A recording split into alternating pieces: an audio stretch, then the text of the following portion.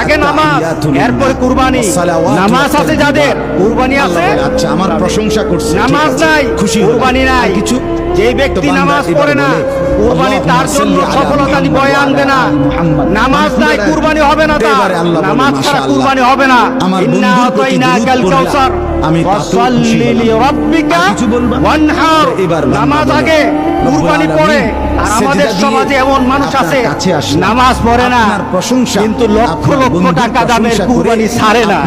এমন আছে কিনা বলেন? এইবার আমার তার মানে কি, যে দিন বুঝে না, যে ইসলাম বুঝে না, যে মুহাম্মদ সাল্লাল্লাহু আলাইহি সাল্লামের আল্লাহর ঘোষণাও জানে না, ইব্রাহিম আলাইহিস সালামকে দেওয়া সেই কুরবানির নীতি জানে না, এই কুরবানি তার জন্য কোনো সফলতা বয়ে আনবে না। কেউ না।